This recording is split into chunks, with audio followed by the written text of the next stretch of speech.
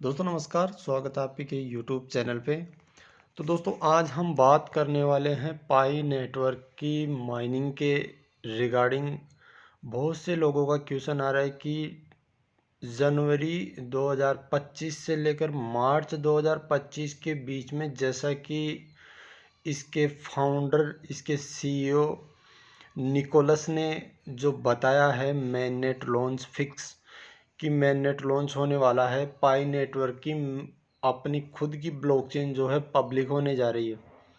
इस public blockchain के बाद जो लोगों के डाउट्स है, जो लोगों के क्वेश्चंस है, आज मैं इस वीडियो में आपको क्लियरली ये चीज़ें मेंशन करने वाला हूँ, बताने वाला हूँ। ठीक है दोस्तों, सबसे बड़ा क्वेश्चन तो ये है कि अगर mainnet लॉन्च होने के बाद जिन लोगों ने अकाउंट में केवाईसी नहीं करी, तो क्या उनके अकाउंट फ्लैश आउट हो जाएंगे, उनके अकाउंट ज़ीरो हो जाएंगे।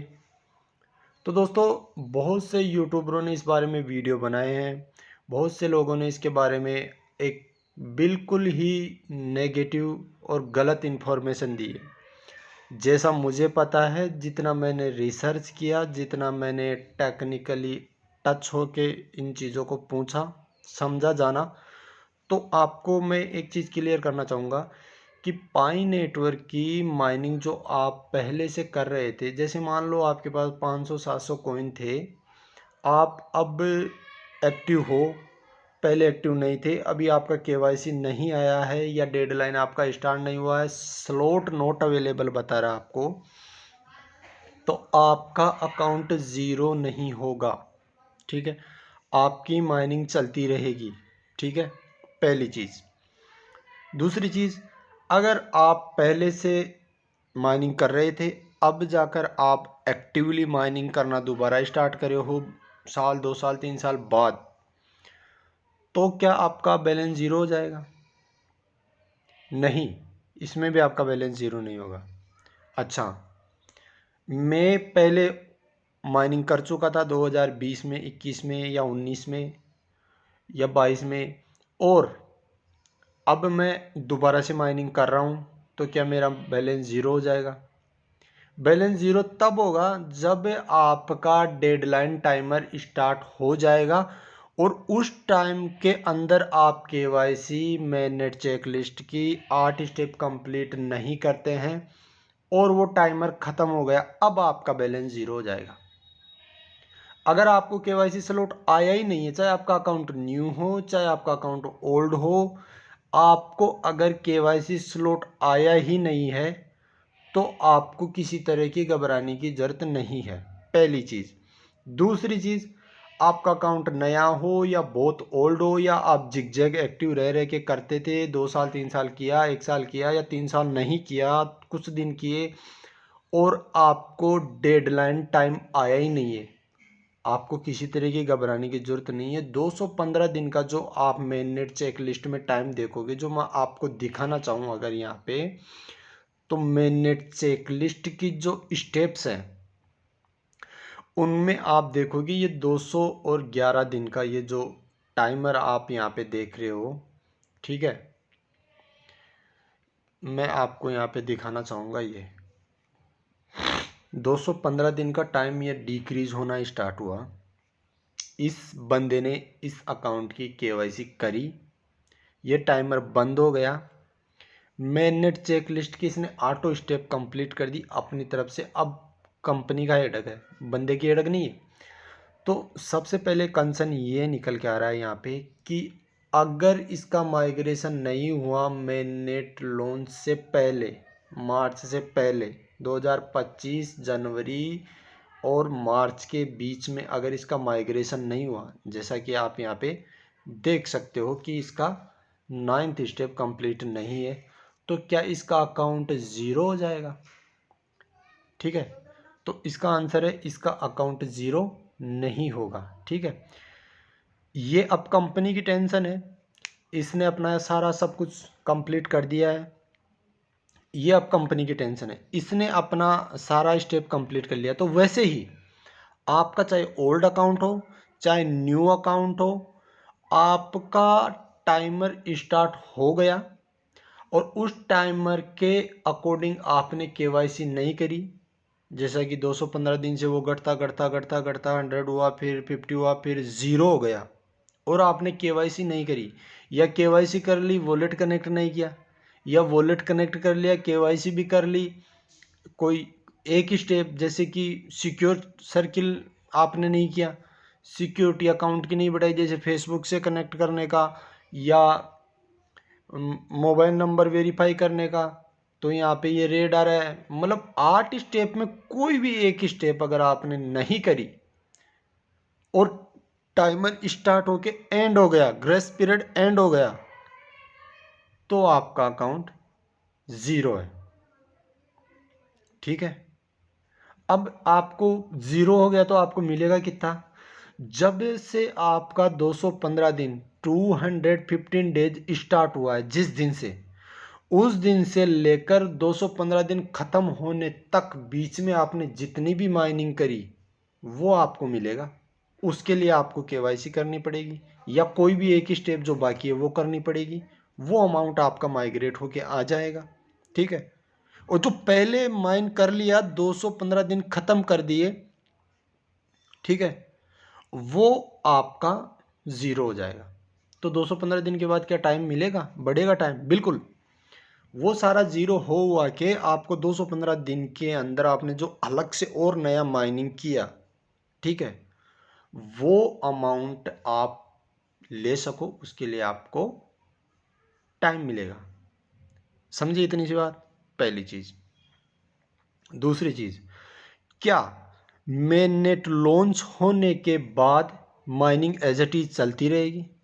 तो आंसर है दोस्तों, बिल्कुल एग्जैक्ट माइनिंग ऐसे ही चलती रहेगी, लेकिन जो अभी माइनिंग का स्पीड जो मिल रहा है पर यूजर को 0.01 पर होर माइनिंग स्पीड मिल रही है, जो 14 मार्च 2025 के बाद हेलविंग होगी और ये डिक्रीज हो जाएगा। जो कितना हो जाना चाहिए? 0.005 इसकी माइनिंग रेट जो है पर होर के हिसाब से हो जाएगी। ठीक है, इतना समझ में आ गया? इसके अलावा मेननेट लॉन्च होने के बाद माइनिंग का मैकेनिज्म पूरा ही डिफरेंटली चेंज हो जाएगा। क्या चेंज हो जाएगा? जो चल रहा है वो बटन का सिंपल माइनिंग तो चलता ही रहेगा, इसके अलावा आपको जो माइनिंग का नया मैकेनिज्म मिलेगा उसमें कुछ न्यू चीज़ें ऐड होके आपको मिलेगी। ठीक है, जो सिंपल माइनिंग के अलावा जो आपको माइनिंग मिलेगी वो आपको प्रूफ ऑफ इंगेजमेंट माइनिंग मिलेगी। मतलब आप सिंपल बटन दबा के जो माइन कर रहे हो और जो भी आपको स्पीड मिल रही है 0.005 की, वो तो आपको मिलती रहेगी। ये जो सिंपल मैकेनिज्म है इसमें मिलती रहेगी। इसके अलावा पाई नेटवर्क की जो पाई ब्राउज़र है उसमें जैसे फायरसाइड ऑप्शन दे रखा है, पाई नेटवर्क के इकोसिस्टम के ऐप्स दे रखे हैं, ब्लॉकचेन दे रखी है। ठीक है, वहाँ पे आप देखोगे तो कुछ एप्लीकेशन ऐसे रहेंगे जो बाइंग सेलिंग से रिलेटेड होंगे, जैसे आप कोई भी प्रोडक्ट बाय करते हो ऑनलाइन, ठीक है, जैसे शॉपिंग पोर्टल टाइप का।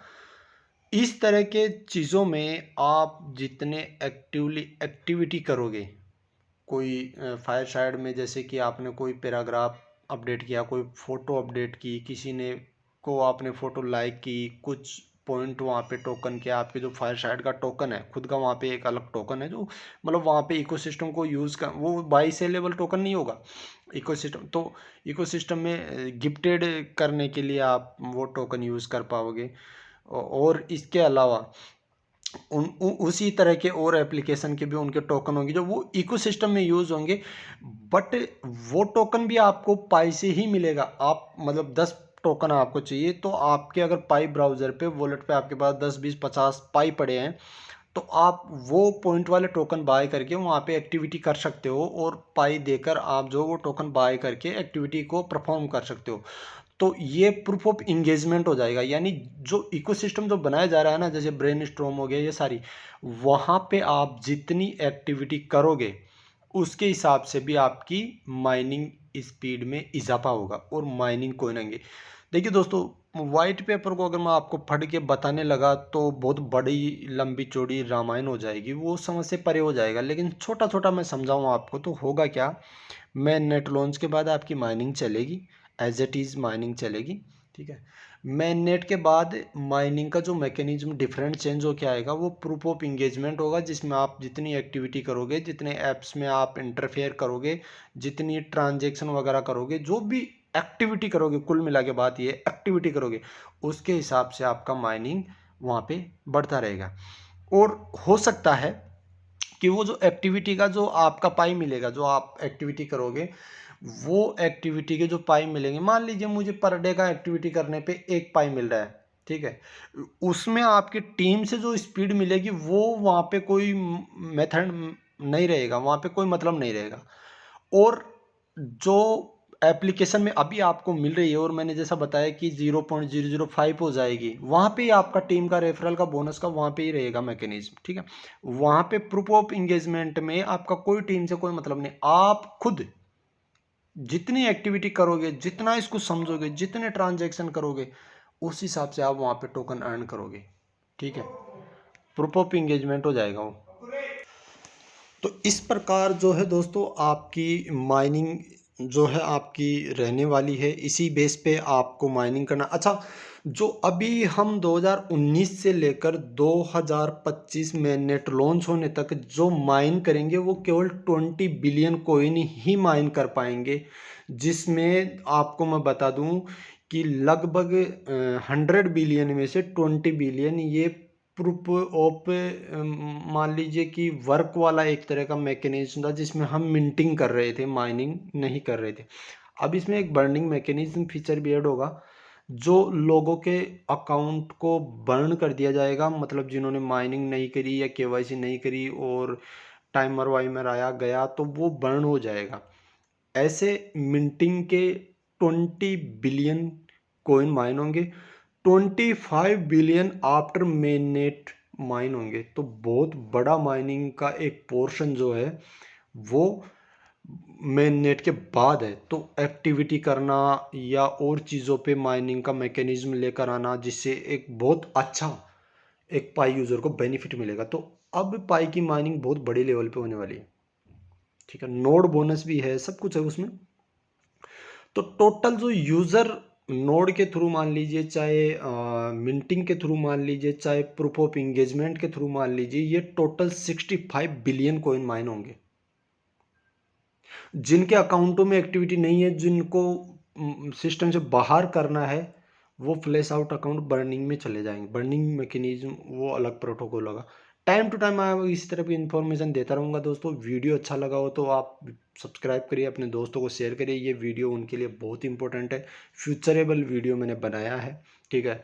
और इस वीडियो को आप अच्छे से देखें, समझे, अपने दोस्तों को दिखाएं। और अगर आप पाई में नहीं जुड़े हो तो पाई में जुड़े, डिस्क्रिप्शन में मेरा लिंक मिलेगा, पूरा सिस्टम मैंने बता रखा है कैसा क्या अकाउंट बनाना है। तो मिलते हैं दोस्तों नेक्स्ट वीडियो में, तब तक के लिए bye bye, have a nice day, thank you दोस्तों।